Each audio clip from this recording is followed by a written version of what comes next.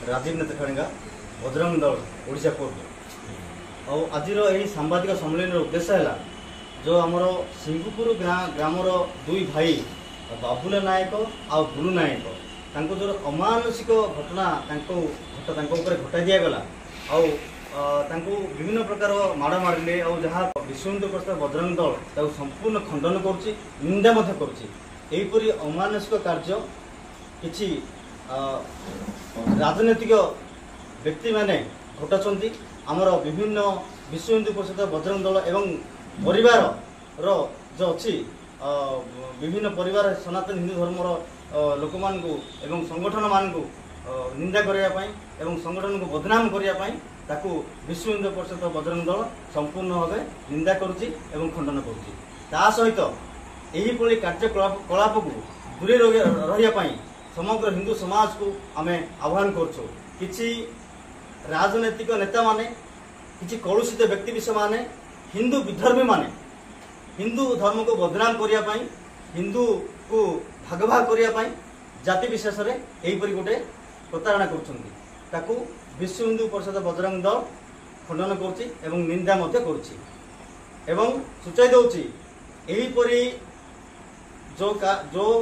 निंदनीय घटना को प्रमोट कर विश्व हिंदू परिषद बजरंग ताकीद करुच्ची जदि हिंदू समाज क्षति करने हिंदू समाज को भाग भाग करने योजना कर विश्व हिंदू परिषद बजरंग दल सूचाई दौची भयंकर परिस्थिति सृष्टि हम से सुधीर जाते यही घटना को पुनर्बार विश्व हिंदू परिषद एवं बजरंग दल निंदा करुच्ची सरकार को दाबी करुच्ची दृढ़ कार्यानुष्ठान ग्रहण करने एवं जो दोषी माने अच्छी बर्बरित कांड कर उपयुक्त शास्ति देवाई आम सरकार पाखे अनुरोध करूँ प्रशासन पाखे अनुरोध करूँ। गोटे जिन हूँ सर यहाँ गोटे जातीय स्तर गोटे आलोचनार शिरोनाम पाल्टी संवेदनशील घटना आज भी प्रशासन भी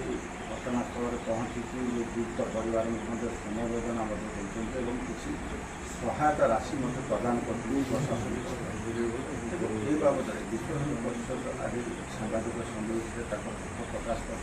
घटना को निंदा तेज पीड़ित परिवार पाखे संगठन पहुँच आश्वासन देवार व्यवस्था हाँ आम संगठन किसी कार्यकर्ता पहुँचती सुख दुख बुझी सहित यहपरि जमी पुनरावृत्ति न हम से आमर विधर्मी मान सूचना दी जाए दरकार पड़े बजरंग दल दृढ़ कार्यानुष्ठान ग्रहण कर सूचाई दूँ विभिन्न प्रकार सोशल मीडिया रे विभ्रांतिकर तथ्य से